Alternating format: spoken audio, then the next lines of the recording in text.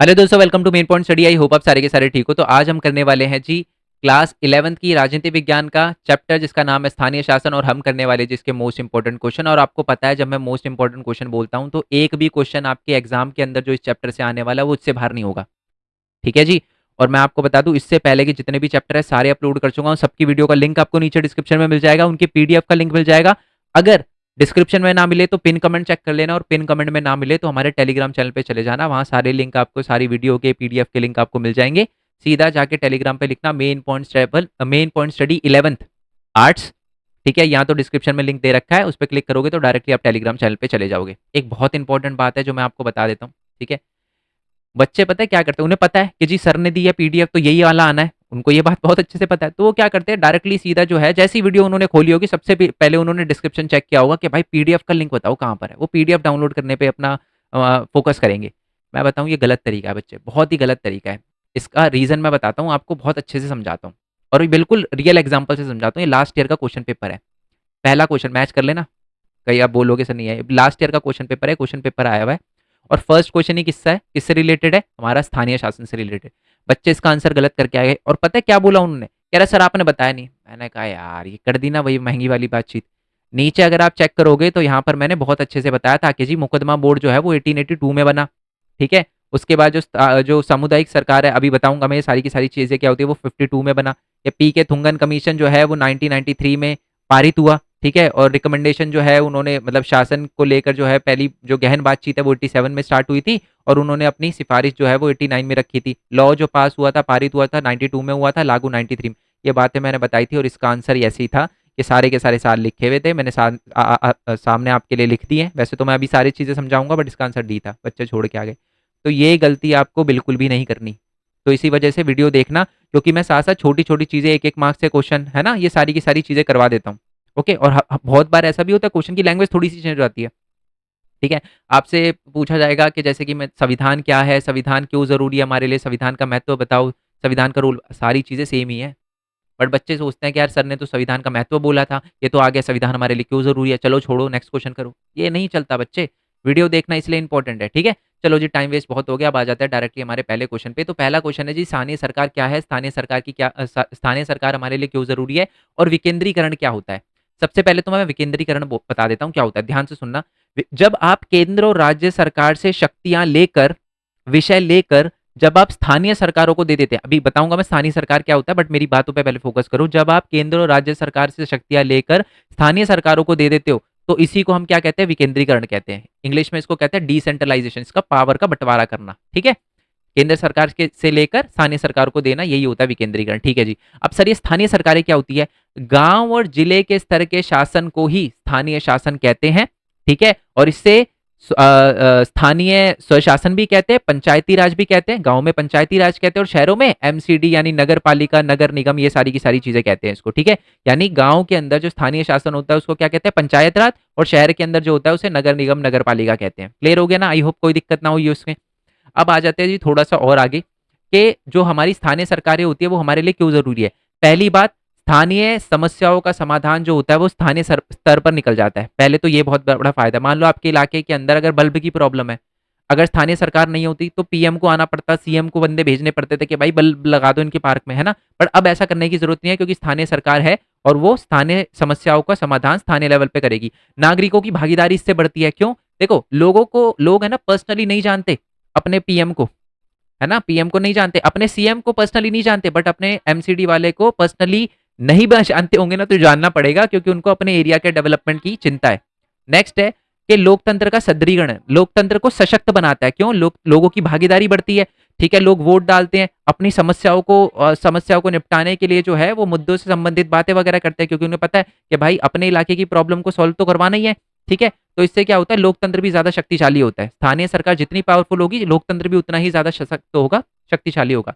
Next है कि सुविधाओं का प्रबंधन बहुत अच्छे से होता है। ठीक है, आपके इलाकों में पानी की प्रॉब्लम है, अगर स्थानीय सरकार नहीं होती ना, तो पानी की प्रॉब्लम का सॉल्यूशन निकालने में स्टेट अगर स्टार्ट करती तो महीनों महीनों लगते, बट बहुत जल्दी पानी की समस्या निपट जाती है, क्योंकि स्थानीय सरकार जो है वो उसको देखती है। शिक्षा का प्रबंधन, स्वास्थ्य का प्रबंधन बहुत ही अच्छे तरीके से हो जाता है और जल्दी हो जाता है।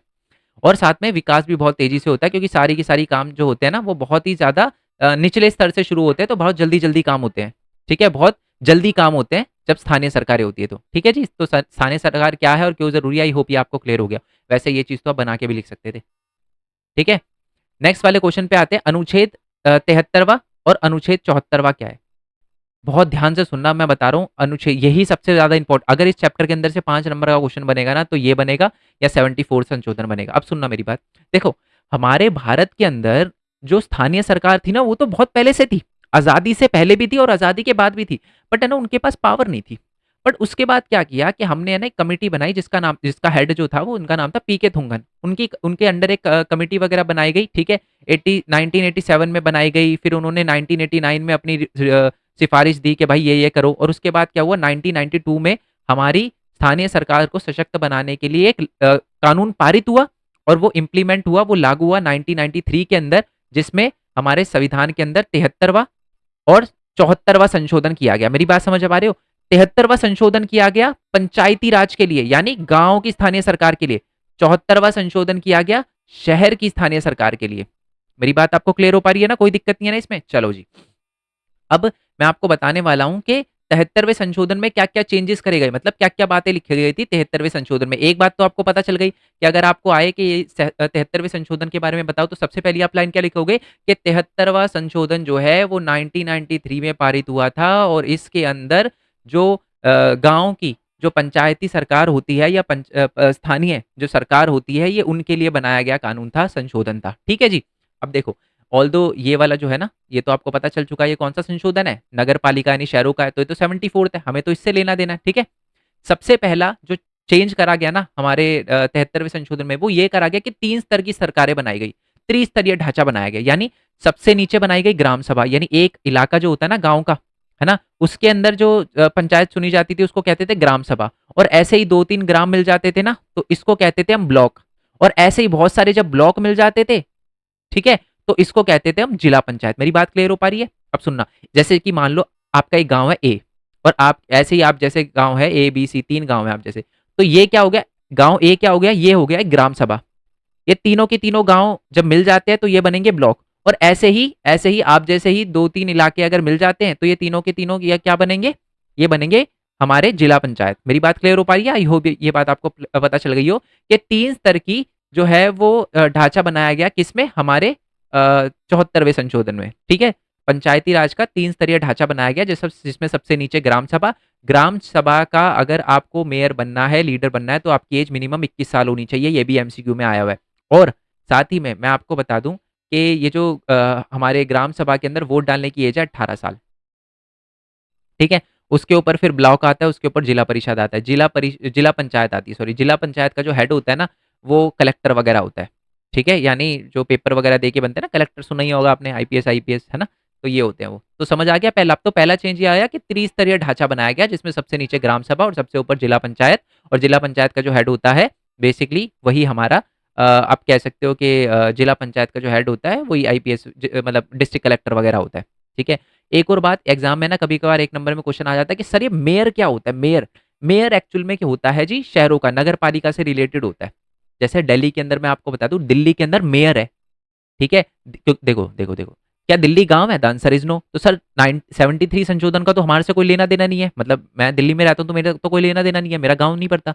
दिल्ली के अंदर क्या है, दिल्ली के अंदर है जी नगर पालिका, यानी 74 संशोधन के अंदर जो चेंज किए गए थे, इसमें क्या किया गया था कि जो इनका हेड होता है ना, नगर निगम का हेड, उसको मेयर कहते हैं। बस इतना याद रखना, ठीक है जी, मैंने आपको कंफ्यूज तो नहीं किया ना, बस अब इतना याद रखो कि 73वें संशोधन में जो है वो पंचायत राज को लेकर बनाया गया था, और इसमें सबसे ज्यादा पावर किसको दी गई, मतलब इसमें 3 स्तरीय ढांचा, पहला चेंज ये किया गया कि 3 स्तरीय ढांचा बनाया गया, जिसमें सबसे नीचे जो है वो ग्राम सभा, सबसे ऊपर जो है वो जिला पंचायत है।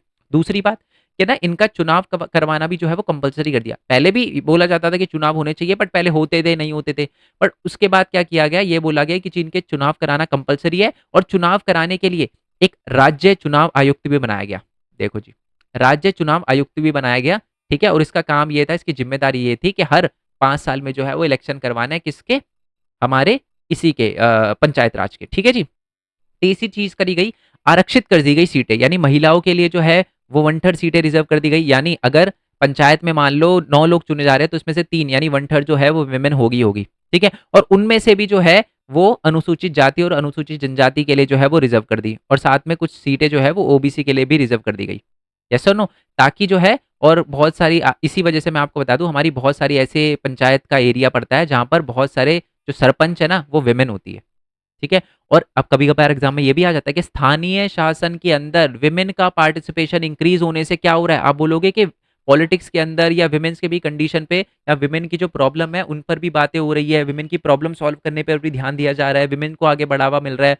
ठीक है, क्योंकि बहुत सारी ऐसी प्रॉब्लम होती है जो विमेन विमेन की प्रॉब्लम बहुत अच्छे से समझ सकती है, तो ये बहुत ज्यादा फायदा होता है। ठीक है, चलो, तो ये तो मैं बता चुका हूँ कि एक राज्य चुनाव आयुक्त बनाया गया, और साथ ही में इस संशोधन के बाद है ना, जब ये 73वां संशोधन हुआ था, उसके बाद है ना बहुत सारे अलग अलग राज्यों ने भी अलग अलग कानून पारित किए। ठीक है, और अपने क्षेत्रों के अंदर जो है वो और ज्यादा आदिवासी जैसे भारत के अनेक प्रदेशों में आदिवासी जनसंख्या वाले क्षेत्र को 73वें संशोधन के प्रावधानों से दूर रखा गया। मतलब स्टार्टिंग में है ना 73rd अमेंडमेंट भारत के सारे गाँव में इंप्लीमेंट नहीं हुआ, कुछ गाँव जहाँ पर आदिवासी जनसंख्या रहती थी वहां इंप्लीमेंट नहीं हुआ, बट बाद में फिर 1996 में जो एरिया जहाँ जो आदिवासी एरिया थे वहां पर भी इसको इंप्लीमेंट करवाया गया। अच्छी चीज हुई ये भी। और साथ में एक राज्य वित्त आयोग भी बनाया गया। वित्त आयोग क्यों बनाया गया कि स्थानीय सरकार को अगर पैसे की जरूरत आए तो वो किससे मांगेगी, तो इसलिए राज्य वित्त आयोग बनाया गया, जिसमें जो राज्य सरकार होती है ना वो कुछ पैसे उसके अंदर देती है, और फिर उन पैसों का यूज कौन करता है, हमारी स्थानीय सरकार करती है। ठीक है, और सबसे इंपॉर्टेंट चीज करी गई 73वें संशोधन में कि विषयों का स्थानांतरण करा गया, यानी जो पहले बहुत सारे टॉपिक स्टेट गवर्नमेंट के अंदर आते थे ना उनको स्थानीय सरकारों को दे दिया गया। जैसे मैं आपको बताता हूँ, पार्क के अंदर बल्ब लगाने का काम, ऑब्वियस सी बात है ये है नहीं उसके अंदर ये टॉपिक नहीं है, बट मैं सिर्फ एग्जांपल दे रहा हूँ। ठीक है, ये पहले काम राज्य सरकार के अंदर आता था, बट अब ये सीधा ट्रांसफर कर दिया गया कि इससे रिलेटेड जो भी काम है और ये हमारा स्थानीय सरकार करेगी।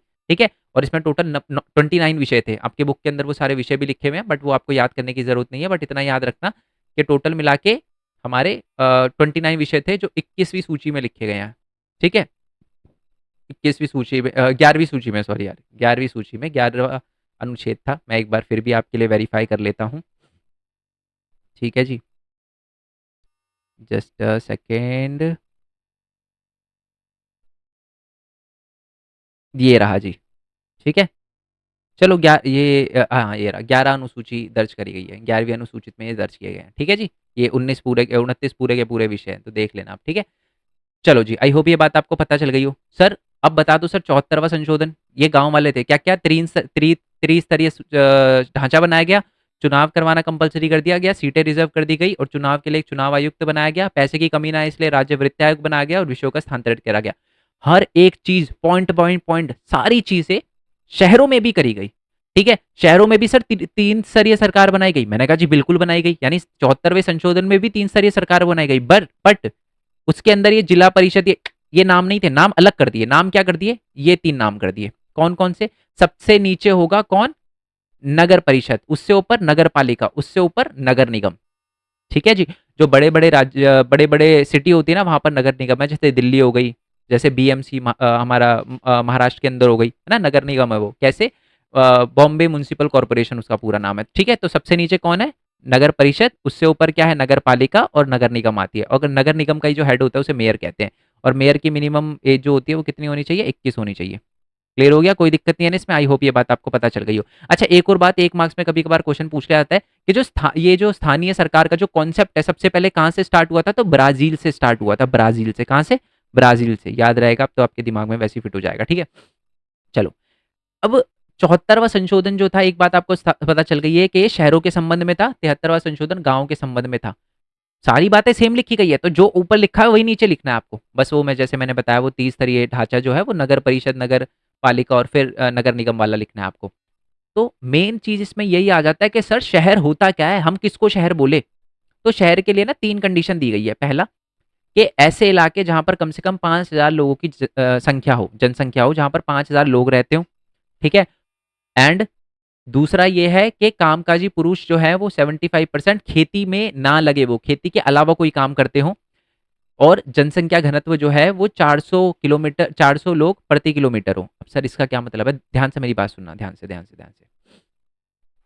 अगर कोई इलाका ऐसा है जहां पर 5,000 लोग रहते हैं, ठीक है, एंड 75% लोग ऐसे हैं जो एग्रीकल्चर नहीं करते, जैसे मैं अपने एरिया का एग्जांपल लेता हूँ। ठीक है, फिर आपको बहुत अच्छे समझ आएगा। मान लो मेरे एरिया की पॉपुलेशन जो है, मेरा जो एरिया पड़ता है, ठीक है, उसकी जो पॉपुलेशन है वो 6000 है। वहाँ पर जो 80% लोग हैं वो बिजनेस करते हैं, मतलब एग्रीकल्चर नहीं करते। और मेरे इलाके के अंदर जो हमारा 1 किलोमीटर के अंदर लोग जो है ना वो 500 लोग रहते हैं। तो यानी मेरा इलाका शहर वाला है, क्योंकि आप ध्यान से देखोगे सारी कंडीशन पूरी कर रहा है। ठीक है, 5,000 से ज़्यादा पॉपुलेशन, 75% से ज़्यादा लोग खेती नहीं कर रहे, और 400 से ज़्यादा जो है वो हमारा प्रति वर्ग जो किलोमीटर का घनत्व है। ठीक है, और सारे के सारे पॉइंट वही थे जो इसमें ऊपर वाले 73rd में थे, वही 74th के अंदर है। ठीक है जी, बट डिफरेंस आपको समझ आ गया ना शहर में और गाँव में। चलो जी, ओके जी, आ जाते हैं जी नेक्स्ट वाले क्वेश्चन पे। यही वाला क्वेश्चन था जिसके अंदर से एमसीक्यू बनते हैं। ऑल दो इसके अंदर से मैक्सिमम एमसीक्यू बनने के चांस है, बट ये सुन लो, ये बहुत ज़्यादा इंपॉर्टेंट है। उसके बाद सिर्फ एक, ये दो क्वेश्चन रह गए छोटे छोटे। ठीक है, सुन लो अब कि स्थानीय सरकार की विकास की व्याख्या करें, यानी स्थानीय सरकार का सिस्टम स्टार्ट कैसे हुआ। अभी हमने देखा ये 73rd और 74th अमेंडमेंट तो सर 1993 के अंदर लागू करे गए थे। तो यानी इससे पहले तो स्थानीय सरकार होती नहीं थी, होती थी बट इतनी पावरफुल नहीं थी। एक्चुअल में स्थानीय सरकार का जो कॉन्सेप्ट था वो तो एक लॉर्ड रिपन ने 1882 में ही शुरू कर दिया था। लॉर्ड रिपन जो थे ना उस समय के भारत के वायसराय थे। ठीक है, वैसे मैं बता दूं भारत का पहला जो सेंसस था, जनगणना थी, वो भी लॉर्ड रिपन के टाइम में हुई थी, बट चलो उसे छोड़ते हैं। 1882 में सबसे पहले ये जो निर्वाचन निकाय है, वो स्थानीय स्थानीय शासन के लिए निर्वाचन निकाय जो है वो लॉर्ड रिपन ने बना दी थी। और उसको ना स्टार्टिंग में मुकदमा बोर्ड बोला जाता था। तो इसीलिए जो मुकदमा बोर्ड है वो कब आया था, 1882 में। यानी सबसे पहला जो होगा हमारा फर्स्ट होगा ये 3। ठीक है, अब आ जाते हैं सर, समझ आ गया कि सबसे पहले क्या था कि 1882 के अंदर लॉर्ड रिपन ने क्या बनाया था, हमारा मुकदमी बोर्ड बनाया था। सीधा याद रखना, मुकदमी बोर्ड बनाता है, बीच वाले जो है निर्वाचन निकाय याद मत रखो, कोई दिक्कत नहीं है। ठीक है, और उसके बाद क्या है कि भाजपा से उसके बाद जो कांग्रेस पार्टी थी उन्होंने मांग करी कि सभी स्थानीय बोर्डों को ज्यादा कारगर बनाने के लिए जरूरी कदम उठाने चाहिए। यानी जो ये मुकदमा बोर्ड है या जो स्थानीय बोर्ड है, इसको अलग नाम से भी जाते हैं स्थानीय बोर्ड है, इसको ज्यादा पावरफुल बनाने के लिए कुछ ज्यादा और कदम उठाने चाहिए। और इसीलिए कुछ ऐसे कदम उठाए गए गवर्नमेंट ऑफ इंडिया एक्ट 1919 के तहत और 1935 के तहत। ठीक है, जिसके अंदर क्या था कि ग्राम पंचायत को थोड़ा सा और ज्यादा चीजें जो है वो प्रदान करी गई और पावर वगैरह दी गई। और ये बहुत इंपॉर्टेंट क्वेश्चन है कि महात्मा गांधी जी का भी यही मानना था कि अगर हमें आर्थिक और राजनीतिक विकास करना है तो विकेंद्रीकरण, पावर को बांटना बहुत ज्यादा जरूरी है, हमारे लोकतंत्र के लिए भी बहुत ज्यादा जरूरी है। ठीक है, और उन्होंने ये भी बोला था कि अगर हम अपने देश को पावरफुल बनाना चाहते हैं, सबका सहयोग चाहते हैं, तो ये बहुत ज्यादा इंपॉर्टेंट है कि सबकी भागीदारी के लिए हम अपनी स्थानीय सरकार को ज्यादा पावरफुल बनाए। वैल्यू बेस्ड क्वेश्चन आ सकता है और आएगा कि ये बताओ कि जो जवाहर गांधी जी है उन्होंने ये क्यों बोला कि जी स्थानीय सरकार जो है वो हमारे लिए इंपॉर्टेंट है। तो आपको बताना है, उनका ये मानना था कि अगर हम चाहते हैं कि हमारा आर्थिक और राजनीतिक सत्ता का जो विकेंद्रीकरण है वो बहुत ज़्यादा ज़रूरी है हमारे देश के विकास के लिए, और विकास को हर पहलकदमी की स्थानीय लोगों की भागीदारी होनी चाहिए। और अगर हम विकास में तभी सफल हो पाएंगे जब सब जो स्थानीय लोग हैं ना वो सबसे ज़्यादा भागीदारी निभाएंगे। ठीक है जी, तो इसलिए उनका कहना था, ये वैल्यू बेस में आ सकता है 3 नंबर का क्वेश्चन। ठीक है, उसके बाद फिर हम आज़ाद हो गए। स्वतंत्र भारत में क्या किया गया, सबसे पहले जो जो 1952 में सामुदायिक विकास कार्यक्रम वगैरह चलाए गए, इसमें थोड़ा ग्रामीण विकास कार्यक्रम वगैरह चलाए गए, त्रिस्तरीय पंचायत की भी सिफारिश वगैरह की गई थी और भी चीज़ें करी गई थी। बट एक्चुअल में ये सारी बातें इंप्लीमेंट कब हुई, 1987 में। 1987 में जो कुछ चीज़ें वगैरह हुई और उसके बाद है ना सन 1989 में पी के थुंगन समिति वगैरह बनाई गई। ठीक है, और संवैधानिक दर्जा दिया गया। मतलब ये 3 स्तरीय सरकार तो हमारे कॉन्स्टिट्यूशन में पहले से ही थी, सॉरी कॉन्स्टिट्यूशन कह रहा हूँ, हमारे भारत में पहले से ही थी, बट इनको संवैधानिक दर्जा, इनके बारे में हमारे संविधान के अंदर 1989 में जो है वो सबसे पहले पी के थुंगन ने बात करी, समिति ने, कि जिसको संविधानिक दर्जा प्रदान करने की सिफारिश करी कि संवैधानिक दर्जा दो, इसको संविधान में लिखो, नहीं तो कोई नहीं बनाएगा त्रिस्तरीय सरकार। और उसके बाद 73rd और 74th कॉन्स्टिट्यूशन अमेंडमेंट करके 1992 के अंदर जो है उसको पारित किया गया, बट लागू 1993 के अंदर किया गया। याद रखना, ये क्वेश्चन बहुत इंपॉर्टेंट है, आपसे ये पूछा जाएगा कि संविधान संशोधन जो है 73 और 74 कब लागू हुआ। आप एग्जाम में 92 करके आ जाओगे, अरे इसमें तो पारित हुआ था, 92 में लागू हुआ था। और दर्जा जो पी के थुंगन समिति है उसने सिफारिश कब रखी थी, 89 में। बात कब हुई थी स्टार्ट, 87 के अंदर, सिफारिश 89 में रखी थी। ठीक है, और उसके बाद फिर आपको पता है संवैधानिक दर्जा वगैरह मिल गया, और जो 73rd था वो गांव के लिए था, और जो 74 था वो शहरों के लिए था। ठीक है, अब जो हमारी स्थानीय सरकार है ना उनको कुछ समस्याओं का सामना करना पड़ता है। ठीक है, समस्या कौन कौन सी है, जैसे धन का अभाव है। देखो मैंने अभी अभी क्या बताया था कि राज्य वित्त आयोग तो बनाया गया है, बट राज्य वित्त आयोग भी समय पर जो है वो धन प्रोवाइड नहीं करता, खर्चे ज्यादा हैं। यानी जो हमारे स्थानीय सरकार है उनके खर्चे बहुत ज़्यादा हैं, ठीक है? खर्चे तो बहुत ज़्यादा हैं, परंतु उनको पैसे उतने नहीं मिलते। दूसरा, वित्तीय मदद के लिए सरकार पर पूरी तरह निर्भर होना पड़ता है कि जी मेरे को इतने पैसे दे दो, इतने पैसे दे दो। राज्य सरकार कहता है जी नहीं। और मान लो मान लो कि स्थानीय सरकार किसी और पार्टी की है और राज्य सरकार किसी और पार्टी, फिर तो पंगा, फिर तो पक्का आप समझ ही जाओ, स्थानीय राज्य सरकार बोलेगी भाई नहीं दे रहे पैसे, है ना? तो ये दिक्कत रहती है, तो है ना, बार बार वित्तीय मदद मांगनी पड़ती है। नेक्स्ट है कि जनता को जागरूक ना होना। जनता इतनी जागरूक नहीं होती, है ना, पैसे के लिए कभी वोट दे देती है उनको, है ना, क्योंकि 18+ होता है गाँव के अंदर, तो आपको पता ही है 72, मतलब लोग इतना वोट भी डालने नहीं जाते, क्योंकि देखो पता है ज्यादातर इंडिया में कहा देखा जाता है वोट पड़ता है ना किसके नाम पे पड़ता है, तो पीएम के नाम पे पड़ता है या सीएम के नाम पे पड़ता है ना? हम यहाँ तो सीएम का फेस देखकर वोट डाले जाते हैं, या तो हम पीएम का वोट देकर वोट डालने जानते हैं।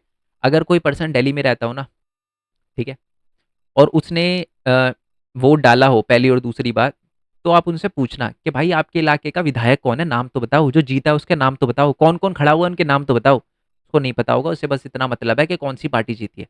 अरे भाई, नाम जो बंदा जीता है उस पर क्या कितनी प्रॉपर्टी है, कितने केसेस चल रहे हैं, नहीं उसे भाई कोई, वो पीएम वीएम का फेस देख के जाता है, पीएम और सीएम का। ये गलत बात है। अपने इलाके के आपको पता होना चाहिए कि कौन बंदा खड़ा हो रहा है, कौन बंदा जीत रहा है, ठीक है? या मैं पूछूं मेयर कौन बनेगा, मेयर का फेस कौन है ना, समझ गए ना? क्योंकि जहाँ नगर निगम होती है वहाँ तो मेयर होता है, क्लियर होगा। और मेयर के लिए मिनिमम एज 21 मैंने बताई आपको। और जनता भी जागरूक नहीं होती, और आय से ज़्यादा जो होते हैं इनके खर्च होते हैं, तो ये सारी की सारी समस्या आती है। एग्जाम में कभी कभार घूम के क्वेश्चन आ जाता है कि लोकतंत्र तभी सफल होता है जब नागरिक की सक्रिय भागीदारी हो, इस कथन को स्पष्ट करे। ये तो वैसे आपको पता है दूसरा क्वेश्चन है, मतलब ये वही गांधी जी वाला एग्जाम्पल लेके बताना है कि गांधी जी ने बोला था कि जी अगर आप चाहते हो कि भारत का लोकतंत्र मतलब अगर आप चाहते हो कि लोकतंत्र जो है वो ताकतवर रहे और भारत भी जो है वो तेजी से आगे प्रगति करे, तो बहुत ज़्यादा ज़रूरी है कि लोग की सक्रिय भागीदारी रहे। और सक्रिय भागीदारी सिर्फ स्थानीय सरकार से ही करी जा सकती है, स्थानीय सरकार को बढ़ावा देकर करी जा सकती है, ठीक है? आ जाती है जी नेक्स्ट वाले क्वेश्चन पे।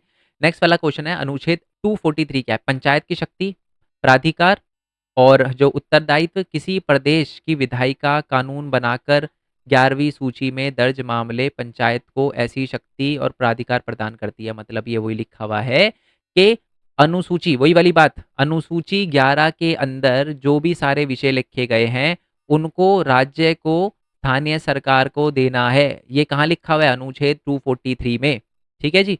अब मैं है ना कुछ इंपॉर्टेंट इंपॉर्टेंट चीज जो है ना उसके अंदर हम बात कर लेते हैं, जो मेरे को लगता है। पहले तो मैं आपको इमेज बेस्ड भी क्वेश्चन वगैरह बता देता हूँ। अच्छा, एक छोटी सी बात यार, कभी कभार आ जाता है कि भारत के अंदर है ना जो हमारा स्थानीय सरकार है वो ज़्यादा सफल है, तो इसमें ये बता देना कि जैसे नगर निगम के अंदर टोटल 30 जो है वो महिलाएं मेयर है, ओके, 500 से ज़्यादा महिलाएं जो है वो अध्यक्ष है। ये डेटा लिख देना, छः मतलब लिखोगे तो ज़्यादा अच्छा रहेगा। और महिला जो है, महिला का पार्टिसिप 80,000 से ज़्यादा जो है वो सरपंच जो है वो महिलाएं हैं, ठीक है? तो मतलब तालुका के अंदर भी 2,000 महिलाएं जो हैं वो हेड है, अध्यक्ष हैं। तो ये सारा का सारा महिला को पार्टिसिपेशन है, तो इसलिए वो सक्सेसफुल है। और मैं आपको बता दूं इंडिया के अंदर इस टाइम 32 लाख से ज़्यादा लोग जो है ना वो हमारे पंचायत और नगर निगम के अंदर है टोटल। क्लियर हो गया? कोई दिक्कत नहीं है ना इसमें? इसमें एक पिक्चर और थी यार, ये दिल्ली मुंबई मावा सरकार, ये क्या लिखा हुआ है, ये इस चित्र में स्थानीय लोग यहाँ खुली धूप में बैठे हैं क्या और खास बात कर रहे हैं, मतलब ध्यान खींचती है। मतलब ये है कि पूरी की पूरी बहस मतलब हो रही है क्योंकि लोग यहाँ पर अवेयर होते हैं, मतलब बात वगैरह कर रहे हैं, अपनी समस्या को बता रहे हैं, समस्या सुन रहे हैं। ऐसा शहरों में बहुत कम देखने के लिए मिलता है, सिर्फ इलेक्शन टाइम में होता है, ठीक है? चलो जी, ये पिक्चर आपको दिख रही है, अमार गांव अमार राज्य, मतलब मेरा गांव मेरा राज्य, तो स्थानीय सरकार के सपोर्ट में ये बात बोली गई है, ठीक है? और ये तो मैं बता चुका, आर्टिकल 243 और ये 11वीं अनुसूची।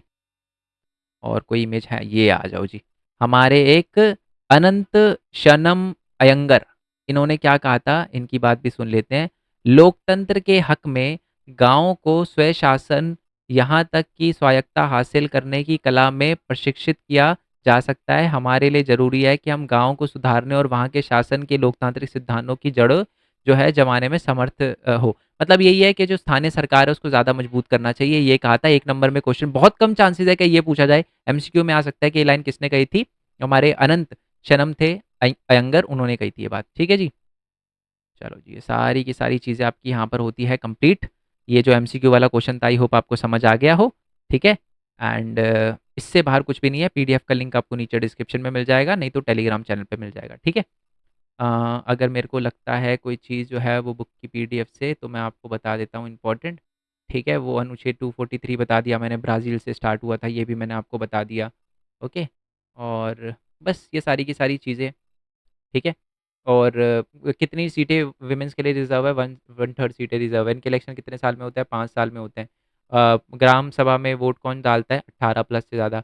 मेयर कितने साल तक मिनिमम एज क्या होती है मेयर की? 21 साल होनी चाहिए, है ना? और पीके थुंगन कमीशन की वो जो रिपोर्ट थी उसकी सिफ़ारिश कब आई थी? 1989 में आई थी। ओके? और इम्प्लीमेंट कब हुआ था? पारित कब हुआ था बिल? 1992 में, लागू हुआ था 1993 में जब। बस यही करना है आपको, इससे बाहर एक क्वेश्चन भी नहीं आएगा। बस ये है कि रट्टाफिकेशन के उससे मत करना, ठीक है? मैंने जैसे बोला क्वेश्चन की लैंग्वेज थोड़ी-सी चेंज हो सकती है या थोड़ी-सी बुराई कर दे के बताओ कि जो हमारा स्थानीय सरकार है वो ढंग से काम क्यों नहीं कर रहा? तो इसका आंसर यही है कि उसको यही समस्या का सामना करना पड़ रहा है। ठीक है? तो मिलते हैं जी नेक्स्ट वीडियो में, तब तक के लिए थैंक यू सो मच। जय हिंद, जय भारत, वंदे मातरम। Thanks for your support. Bye bye.